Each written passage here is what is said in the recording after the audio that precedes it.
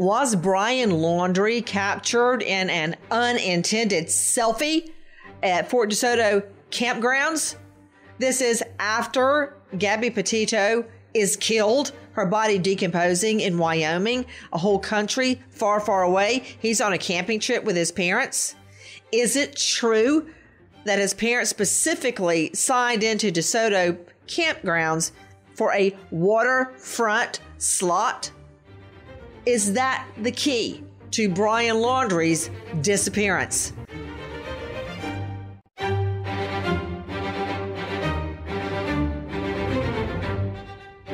Regarding the selfie, take a listen to this. Sightings about Laundrie's whereabouts are literally all over the map. John Walsh, host of In Pursuit, says he has tips showing Laundrie is hiding out in Mexico or the Bahamas or the Appalachian Trail. A new witness is coming forward to say he encountered Laundrie drinking alone at this Bullwinkle's restaurant in Montana on August 26th. The night before Gabby was last seen alive. It was almost like he was sulking or mad or in deep thought about something. I really didn't pay him that much attention until he spoke up. And then it was aggressive and made a comment about stupid Southerners.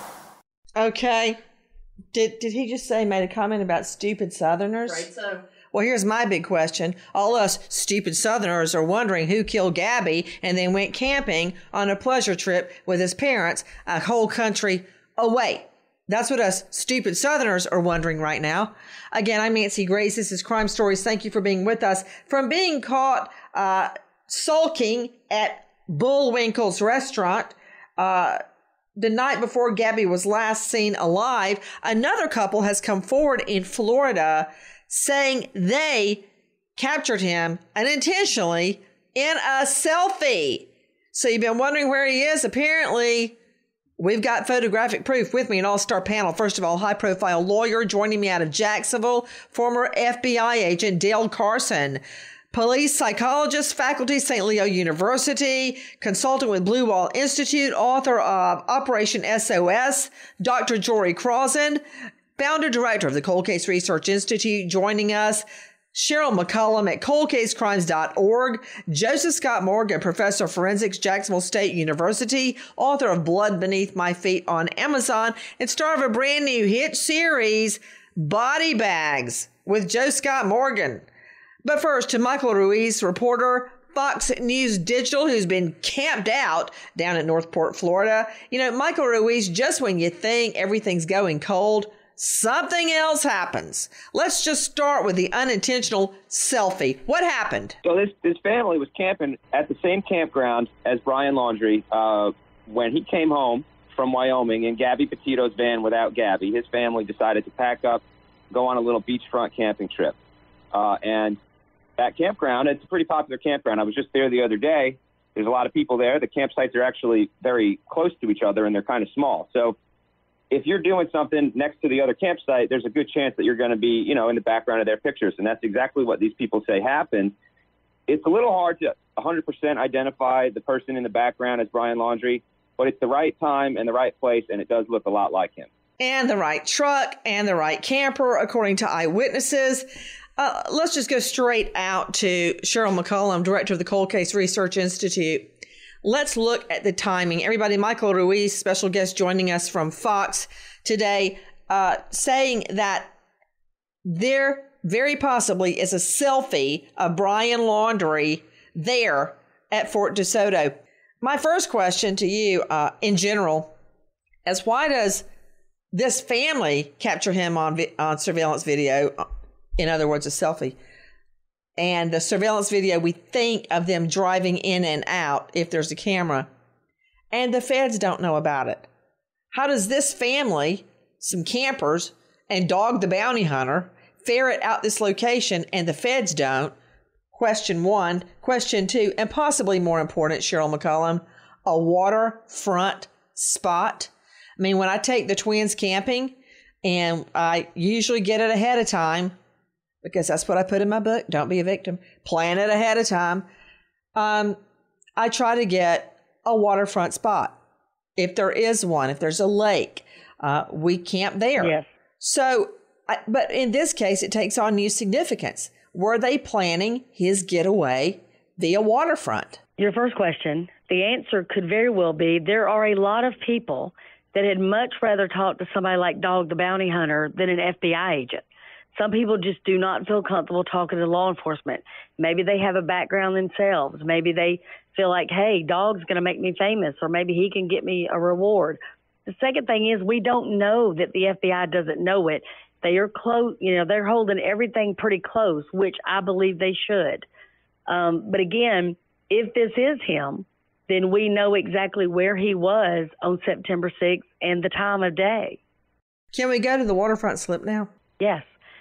To me, I'm just like you. Walt and I always get waterfront if we can, if it's available. It could be that, or again, it could be, let's test this raft we got or this boat, or can you hit that waterway just right at the right time to take you to a little deserted island that y'all know about? It could be one or the other. Let's go straight out to Michael Ruiz standing by in Florida. What can you tell me about this selfie? We believe Brian Laundrie is picked up in a couple selfie at the Florida campsite 75 miles away from his home days before Gabby Petito was reported missing. Gee, I think I know what they're talking about around the campfire, how to cover up Gabby's death. Now, the lawyer for the family, Michael Ruiz, has confirmed that the family stayed there. And I'm looking right at the selfie. And it's him, it looks like him, and the baggy shorts that come down to his knees, a light-colored shirt, loping across in the background. I'm sure you've seen it. What do you know, Michael? Well, we know from his lawyer, like you just mentioned, that he was there. The lawyer confirmed he was there on the 6th and the 7th of September. We actually have obtained the log keeping book from the park, which shows the Laundrie family checked in under Roberta Laundrie's name. That's Brian's mother. She checked in on September 6th, and she checked out on September 8th. And according to their lawyer, they all checked out together. According to other sources, maybe they didn't. Maybe only 2 of them left, but we're still looking into that. But this does tell us that Brian Laundrie was 100% in that park, while Gabby Petito was missing in the wilderness of Wyoming and probably dead. To Dale Carson, high-profile lawyer out of Jacksonville and former FBI agent. Dale, I wonder if the family isn't leaving the home so they can talk freely away from any concern about wiretaps, bugs, surveillance in their home. What do you think? I absolutely agree with you. I mean, the government has the capacity to monitor structures remotely, and certainly that is a possibility. Well, when you say things like monitor structures remotely, aren't you just talking about a bug? There's one in every U.S. embassy around the world. What are you talking about? I'm talking about lasers. You push a laser up against a piece of glass, and it'll catch the vibration from the conversations inside the room.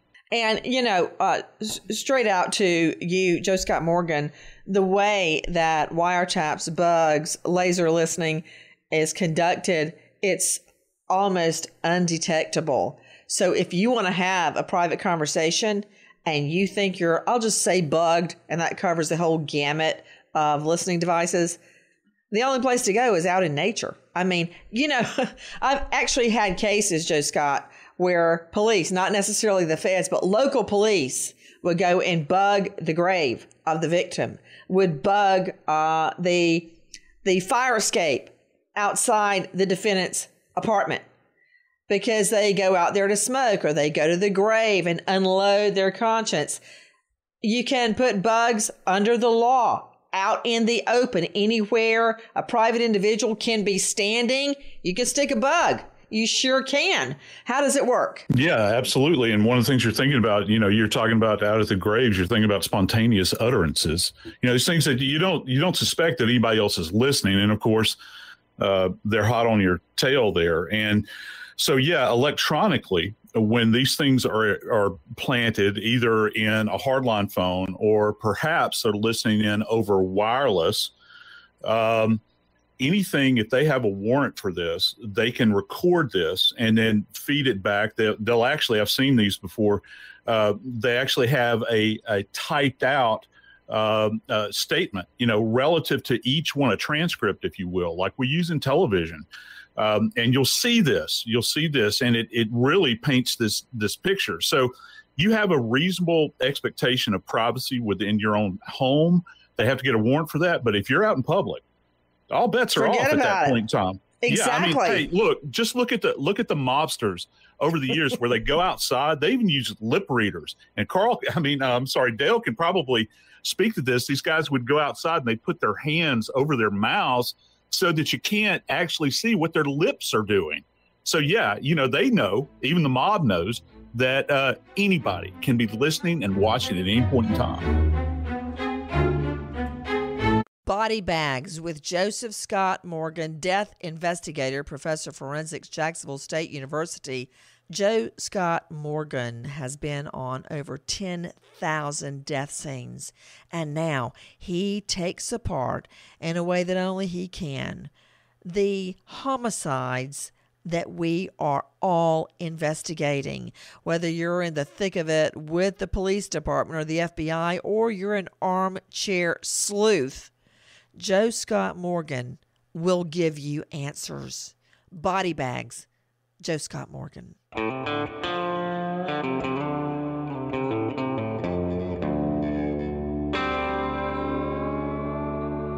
Body bags with Joseph Scott Morgan. The dead, they have a language all their own. I've spent the majority of my life learning to speak their language. Some people will say, well, there's probably a lot of death investigators, and there are. There's a lot of us out there. But I was the youngest. I was the youngest one in America. Death has always been my companion. Always. Why would I subject myself to this day after day after day? Death never stops. You see things that no one can possibly ever imagine, and day after day I tell these stories. And now I want to share them with you. Join us each week on Body Bags. We'll look at the cases that have captivated the headlines and some of the more memorable cases I've seen. We'll examine their lives and their deaths and try to answer those questions that seem unanswerable. Follow and subscribe to Body Bags with Joseph Scott Morgan. Now on the iHeartRadio app, Apple Podcast, or wherever you listen to your podcast.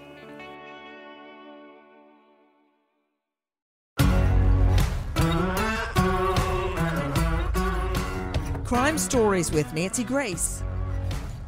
Let's bring in our psychologist, Dr. Jory Crossan. Dr. Jory, thank you for being with us.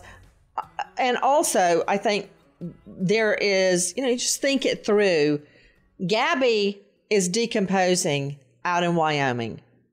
And Brian Laundrie knows it, and therefore his parents know it. So if they have any concern, have you ever noticed how paranoid like dope dealers are? Hey, forget dope dealers. There are parents of children that go to school with our children that are convinced the federal government's listening in on them. And they refuse to have an Alexa. They have all sorts of safety devices on their home internet. My theory is if the feds want to listen to you, they're going to find a way. So, you know what? Have at it. Listen all you want to about David and arguing with me about who's going to clean out the guineas that morning, the guinea pig cage. So have at it. Go crazy. But my point is, if they know Gabby is out there decomposing, their son comes all the way across the country undetected, never reports a thing. Of course they're going to go camping because they're paranoid. They're probably convinced they're being listened in on, and by now they probably are, Dr. Jory. Yeah, I think by now, when that camping trip started, that was to get out and either initiate a plan to get him gone, because definitely he disappeared after that point. And I could see, I'm familiar with DeSoto Park down there in that part of Florida, and right there with a waterfront, it'd be easy to get to a boat in the bay and then come out of Tampa Bay and get right into the Gulf and go anywhere from there. So what do you think, Cheryl McCollum? Do you think they were hatching a getaway spot from right there? Honey, there ain't no doubt in my mind. Of course. I think they went to, like you said, huddle up, be together, be without any distractions. Nobody's coming to the door because, again, they're paranoid. They don't know when law enforcement's coming with a warrant. They think it's coming any day. So they're hiding. So they're not going to be able to know where they are in that moment. So they can just have all this time to plot, scheme, and plan. There's no question. From the minute he returned on the 1st to the 7th, they're planning. And then he goes on the hiking trip where they give him a 4-day head start. And let me say one thing about Mexico. If he was headed to Mexico, why would he drive all the way across the state of Texas and never take a hard right and go there? Yeah, good point. Well, I think you wanted to come home and huddle with Mommy and Daddy. Correct. Hold on. Michael Ruiz joining us from Fox Digital. They're on the scene. Michael, did they go camping there twice or once? That's what we're still trying to figure out. Now, we had intelligence that we got basically handed over to us from Dog the Bounty Hunter that suggested they went twice. The first time would have been on September 1st to the 3rd, right when he got back into town. The second time we have confirmed is the 6th to the 8th. Now, that first trip, their lawyer says they booked it and then they canceled it, and then they went back the next week. So we're still kind of teasing that out. But if they had gone back twice, that raises a lot more questions about what they were doing in that campground. Guys, take a listen to our cut 198. This is Mark Wilson, Fox 13 Tampa. We are learning now about a new detail in the timeline after Brian Laundrie returned to Northport. Fox 13 has obtained a copy of the registration logs for Fort DeSoto, showing a Roberta Laundrie checking in to the park on the 6th of September. Last week, neighbors told Fox News that the Laundrie family, Christopher and Roberta Laundrie, and their son Brian, appeared to go on a trip in a new camper, about a week after Brian got back to Florida. Police say he returned in Gabby's van on September 1st. And then a short time ago, the Laundrie family attorney confirmed all 3 members of the family went camping at Fort DeSoto on September 6th and left on September 7th. Together, he says, they all left the park. Okay, so Michael Ruiz, what do we know about a second trip after that, where they go back and then Brian Laundrie is not seen again at the family home? So we heard from the neighbors across the street. Their names are Bill and Charlene, and they told us that they saw the camper leave and they saw the family come back.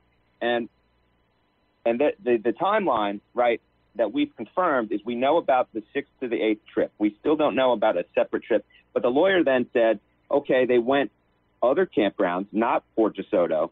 So that raises, that's a different trail that we're still looking into about where that might have, where they might have gone there. So you, Joe Scott Morgan, are familiar with the slips, the spots down on the water where Yep. people can pull up with their camper. Tell me about the particular spot that Roberta Laundrie signed for. Yeah, the report out of Tampa lacked one thing relative to when she signed in. It was actually slot number 1, Nancy. And when you make it through the gate at DeSoto, you're going to kind of bear to the left and continue on kind of westward, and then it will be right in front of you. It's actually the first slot that's on the water. And let me tell you what on the water means. It's beachfront. This place actually has a beach. Now, keep in mind, the rest of this island has what are referred to as mangrove trees that kind of surround it, and they're beautiful. If you've never, I know that maybe you've been on a kayak trip, down in Florida, and you can do the mangroves tours. And they cover you. It's like you're in a tunnel. Yeah, but this slip itself, it's spot number 1. It's camping spot number 1. It didn't have mangroves. There's actually beachfront right there. So, to my contention yesterday, I mentioned this. You can go to any box store that you want to. You can pick up a kayak if you don't. And that kayak would fit easily within that camper along with a paddle. You go there. It's on the beach. It's easy to launch. You just kind of push off. And you're moving quietly, Nancy. And there's all of these little keys out there that you can kind of plant yourself. Now, do I believe he's out there? I don't know. I think it'd be kind of hard to get by and survive and stay below the radar. But I know that from that point, you can launch out into open water. Guys, we are talking about the whereabouts of so-called boyfriend Brian Laundrie. More internet speculation has been focused on the mother of Brian Laundrie, Roberta Laundrie. Cheryl McCollum, she has been captured on video and photos as well, many times as she walks around with a cell phone. Mm-hmm. There is speculation that cell phone is actually a burner phone. How would that be visible? A regular phone versus a burner phone? Well, a lot of people, I mean, you can tell an iPhone, certain cases, you can see an Android. So they're going by, the size and the shape of it. I cannot tell whether or not it's a burner phone the way she's holding it. But I tell you what I do know. She's so worried about her son and his whereabouts. When Dog the Bounty Hunter shows up, she calls the police on him. This is somebody that's looking for her son. She's so worried about everything. She won't answer calls from Gabby's family. She won't talk to the police. She won't, produce her son. She won't produce his whereabouts. She won't say what she knows about Gabby. Everything she has done points to her having guilty knowledge of what her child possibly, we feel like, has done to Gabby, and she has done nothing but try to protect him since he showed up on the 1st, if not a little before that. Hey, Mac, so she does actually know how to dial 911, right? Oh, I would imagine she not only knows that, but is willing to do it when it's somebody that's not breaking the law at all.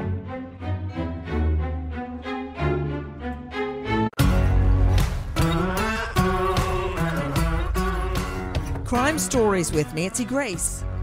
Back to Michael Ruiz joining us there in Florida. Tell us what happened when Dwayne Chapman knocks on the Laundrie door in his effort to help find Brian Laundrie. Well, you saw the video. He walked up, he knocked on the door, he waited patiently outside. We know they were home because we saw them pull up, and then we haven't seen anybody leave. And Roberta Laundrie called 911 on Dog the Bounty Hunter. To Jory Crossan, if somebody offered to find my missing son that I was worried could be committing suicide at that very minute, you think, would it make sense to call the cops on that person offering to help find your son? Not at all. I would be cooperating with everybody, including the dog. What's also significant, let me throw this out to Dale Carson. We've talked about how criminals often return to a scene or they commit a crime somewhere where they're comfortable. And I like to use the example because it's so obvious. Scott Peterson dumped Lacey and Connor's body where he goes fishing all the time, the San Francisco Bay. So why would you commit a crime or cover up a crime somewhere where you're familiar, that you're used to, where if you think it through, cops are going to look? Same thing here. What do you make of the fact, Dale Carson, that photos have emerged of Gabby Petito and Brian Laundrie at Fort DeSoto in February? They were just there a few months ago. Well, clearly he likes that area, and you're entirely correct. Many individuals who commit crimes go back to the scene. They want to see what's going on. But in this case, of course, he's able to know that area pretty thoroughly. And there are a number of islands available. There's the possible, and we talked about this before, his departure for Cuba. I mean, all of those things are possible depending on how well connected the family is to individuals who have access to that sort of travel arrangement. And that's certainly possible. This is South Florida. There are many Cuban nationals down there. And it's certainly possible they would know how to arrange something like that puts him out of harm's way. And that's why she is not very concerned about where he is or what his status is, because she's fully aware of what his status is. One more point, Nancy. The FBI, the government now uses a device called the Stingray, which emulates a cell phone tower. So if she's using a burner phone, that's no longer a mystery to the government. They can certainly listen into any of that data, particularly text messages sent from that device. One of the things that alerted me to that potential of them communicating with him by email is during their trip to visit a lawyer up in Orlando, they stopped at a library. And as we all know, libraries have internet access that typically is not trackable. And so that's an indication they may be communicating with him through some mechanism that the FBI is not even able to access at this point. Guys, take a listen to Our Cut 199. This is J.J. Burton, ABC Action. While we don't know if Brian or even her husband was here with her, their lawyer confirms all three did go on this trip together. The lawyer also says that Brian did come home with the family. Here's video Action Air 1 took above from Fort DeSoto this morning. We flew out here to see if we could see any police activity, and we didn't. We also reached out to the Pinellas County Sheriff's Office to get the surveillance video of the entrance and exits of the park. But the Sheriff's Office said they can't give us the video because it's part of an active investigation with Northport PD and the FBI. We also found out that a Pinellas County Sheriff's chopper was circling above Fort DeSoto Park last night between 11:40 p.m. until 12:40 a.m. We asked what they were doing out here, and we're told it's part of an active investigation with Northport PD and the FBI. So Michael Ruiz joining us. They are taking the Fort DeSoto tips and evidence seriously. They're out there with a chopper. Yes, absolutely. And, you know, I was there the other day when Dog was there. I was kind of shadowing his investigation, and we overheard park employees admitting that the FBI went to the park and looked at the surveillance video. So that surveillance video that they wouldn't release must show something that's part of this investigation. It must have something to do with the Laundrie family coming or going.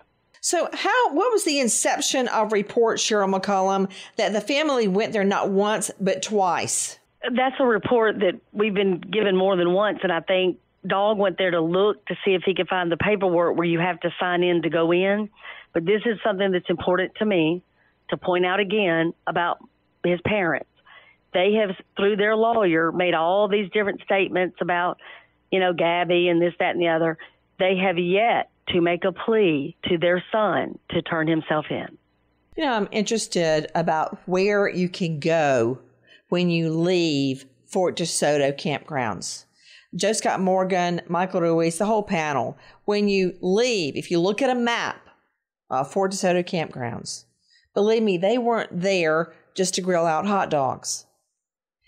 If you leave there by kayak or canoe or any kind of small watercraft, what's the first thing you encounter, Joe Scott Morgan? I know that there are the many islands. I don't think that is feasible for him because he can't live there forever and he would be spotted, depending on the size and the nature of the topography. So what's after the islands? Once you break out of the little inlet islands, what's next? Okay, this is going to be kind of a wild idea, but oh boy. if he went north out of that area, okay, and just stayed close to the coastline. Now, if he's in a kayak, he's going to have hell beat out of him by the surf. But if he is out in steady water and he is heading north, okay, as you head north, you're going to wind up coming close to St. Pete, okay, St. Petersburg, Florida. And then beyond that, you got Tampa.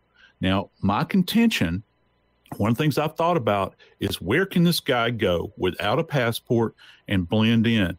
And I think our friend Dale mentioned this the other day, and I kind of agree with him to a certain degree. I think he has the opportunity to blend in with a homeless population. He could be under a bridge right now. And Sarasota, Tampa, and also St. Pete have large homeless populations. Do you know why? It don't get cold down there. So it attracts a lot of homeless. So he could blend in. And I just think, and if you got a pile of cash with you, you stick it in your pocket, you shave, keep your head shaved, shave that beard off, get you some grungy clothes, go to Goodwill, do whatever you got to do, and you blend in. I don't see it. I think they're trying to get him as far away and as quickly as possible, Cheryl. Nancy, he's gone. I'm telling you. In other words, they check out of the campsite on the 7th. Did Mom and Dad get home the 8th, the 9th? Do the neighbors know? Do we know? We don't know anything until the 11th of September. So they could have been going anywhere in the meantime. Here's the other thing. Has he ever actually in person met with his attorney? I doubt it. They've never produced him in any way for anyone. When he goes hiking, remember, Mama waited 4 complete days before she reported him missing. They got a plan. He's gone. He's got a water source. He's got a food source, and he's got a shelter. Guys, take a listen to Arcut 179, Sandra Smith on America Reports. The Daily Mail is reporting exclusively right now, TJ, that the best friend of Gabby Petito is saying Brian Laundrie is, quote, well equipped, she believes, to survive months in that 25,000-acre Florida nature reserve. She says he's gone off the grid before. He's survived in these mountainous terrains before by himself, and he certainly can do it again.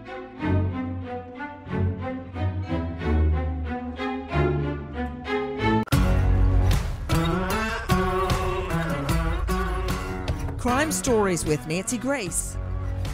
Okay, so what do you need to survive under those circumstances? Out to you, Joe Scott Morgan, because I disagree that they've got him hiding in plain sight. No way. He's gone. Question, where? And how did he get there? The reason I care about how he got there is because that might help me trace where he is now. Well, okay, the only other option you have, if he's not on a boat, is he's got to get to a thoroughfare. And something else I'd entertained the other day, and again, this is kind of a crazy notion. What if they went to a box store and bought him a mountain bike? He's staying on back roads. He's traveling across the country. He's always in motion, always in motion. He's supposed to be this great fit outdoorsman kind of guy. But again, if you're traveling down the road, you're going to pass police units. And will the police units have the awareness to recognize this guy on a bike? You know, maybe he's got spandex on. He's traveling down the road. He just looks like any other biker that's going down the road. And I'm not talking biker like motorcycle. I'm talking about like cross-country biking. Is that a potential? He's got to get to a roadway somehow. And the trick is, what kind of conveyance did he use? You know, I mean, what are we going to say? He hopped onto a train? You know, is that even possible any longer? I don't know. I think it's going to be a roadway. If he's not on the water, he's got to be on a roadway. And listen, we all know, we've all been, well, most of us have been to Florida. It is a confluence of interstate highways. We've got 75, we've got 95. We've got all of these. There's multiple ways to get out of the state. You got 10 up north. But think about it, Joe Scott. I don't see him renting a car and being on the interstate. You can't drive a bike on the interstate. But one thing about a bike, Jill Carson, is you'd be wearing a helmet. Your face would be obscured. One of the things we've experienced here in Florida is that people will rent storage sheds, you know, the commercial storage sheds. And you could live in there for a protracted period of time. You'd know precisely where your son is. You could stock him with all the food you needed, and he could just sit there and wait until things calm down. And once they've calmed down, then he's able to move more freely. Guys, take a listen to our cut 185. This is from the Schmidt Family Press Conference. We haven't heard from the Laundrie family. We haven't been able to hear much from the FBI. They can't share a lot with us about Brian's whereabouts. Is there anything that you can tell us about the efforts to find him, what the family thinks about where he might be, and the Laundrie family silence? Again, for the Laundrie silence, the Laundries did not help us find Gabby. They're sure is not going to help us find Brian. For Brian, we're asking you to turn yourself in to the FBI or the nearest law enforcement agency. You know, that just breaks my heart to hear Gabby's family begging for Laundrie to turn himself in. That's where we're at right now. Laundrie out in the wind, God only knows where. Michael Ruiz joining us from Florida. Michael, what is the best theory out there right now, and what's happening where you are? Well, I've heard a few theories. I've talked to a lot of experts about this, and that, you know, everybody kind of has a different take. But one of the big ones is the Appalachian Trail, and one of the reasons is because he has a history of camping out there before. Now, you know, we know the Florida swamp where they were looking for a couple weeks, very inhospitable. The Appalachian Trail, he's much more comfortable there, and there are much less risks there. So if he's up there, I was speaking with sources today who told me he could have been as far as North Carolina by now. He's just hiking up the trail, laying low, staying off the beaten path. So that's one thing to look at. I really am interested in the Mexico connection, because if they're looking at that park, the Fort DeSoto Park south of St. Petersburg, all he needs is a boat, and he can go in any direction he wants. And we don't know where he is. So did he get a boat? That's a question that we need to answer. Nancy, can I jump in real quick? Yeah. That's something we need to look at, is the tide tables. And let me tell you why. If you remember when they attempted escape from Alcatraz in 1962, Robert Chablin was an inmate 1355, and he was the only person that could read tide tables. And back then, the San Francisco Chronicle would publish them. He told the escapees, you've got to hit this tide just right, and it will help you get to the island y'all are trying to get out of here. If you don't hit it right, you're going to be slammed up against the rocks and killed. So again, by them going to that campsite twice, possibly they were watching those tides. What kind of a watercraft would it be? Anybody on the panel, jump in, because I don't see it being a kayak out in the open water. There's a lot of fishing boats right in that area, especially commercial shrimping boats that come out of the Tampa Bay, and they got access to the Gulf, and they do the deep line fishing, which puts them, hundreds of miles out into the Gulf. So there's only one thing that makes me think he's not in a boat, or if he was in a boat, he's no longer in a boat. It's not really his MO. We don't hear about him fishing or doing water sports. We hear about him as a survivalist in the woods. Well, he's looking for an escape route right now. It's not where he's going to go fishing. He's got to get out of here. Okay, what do you make of that, Joe Scott? Yeah, but I'm thinking about this. I've been around a lot of shrimpers in my life, and I'm thinking, or commercial fishermen, I'm thinking, what commercial fisherman in his right mind would take this guy on board unless somebody gave him a fistful of cash? Money mitigates any problem many times. Not any problem, but many problems. Is that the case here? And again, going back to what you had said, he is on terra firma. He's out walking somewhere. He is on the road. The question is, where is he headed, and what path did he take? Is he? I don't think he's necessarily on an interstate road, Nancy. And keep in mind, Florida is replete with these damn toll booths. They're everywhere, and they've got biometric. Well, not biometrics, but they capture your picture. If he's not on that, he's got to be on country roads, back roads, getting on these county roads and kind of weaving his way through there. You know what's interesting also to Michael Ruiz, whenever it's brought up to the family lawyer, the Laundrie's lawyer says they don't know where he is. That may actually be true at this point because, as Cheryl McCollum says, he is long gone. But I find it really hard to believe that Mommy can cut those apron ties. I think she knows the direction where he's headed. I would be willing to bet that it's out west or the Appalachian Trail because he loves camping out west. That's his forte. He came all the way across the country once. He could do it again. He does have that background and a lot of experience. And, we can see from his social media and his camping review sites that he's been at all of these places a lot. And they're just not as dangerous as some of the places in Florida where he might have been. And they're definitely not as dangerous as going to Mexico, where there's a bounty on his head, right? I mean, why wouldn't someone there just grab him? Why would they let him hide out? You're kidding, right? In Mexico, they're not going to try to help us. You think so? This is $30,000. I mean, if a regular person sees Brian Laundrie in a different country, you think they really know, wow, there's a $30,000 reward for him. I don't think that. I mean, how long has Olivia Newton-John's boyfriend been hiding out in Mexico? He still hadn't been caught. He wears this big floppy hat everywhere he goes. Everybody sees him. He's never been turned in. Has he been turned in yet? So, and he's high profile. Everybody knows what he looks like, or at least I do. So Laundrie could easily hide out in Mexico, but how would he get there? Okay, that's a serious question, not rhetorical. How would he get there? This is Dale. Look, Craigslist and all of those buy here, sell here sort of software programs will allow you to buy a boat. You buy a boat with a 45 horse on it and load it with fuel and just head right down up Texas and just close to the shore and all the way to Mexico if you wanted to go. Okay, Cheryl McCollum, is there any way on God's green earth that the mother is not in touch with him? Zero chance. And I'll tell you one more thing for people to think about. Remember when she finally reports him missing on the 17th? Yep. That's the same day his sister decides to speak. The only person in the whole family that's broken silence is her. Why? Because she was the only person we weren't looking at.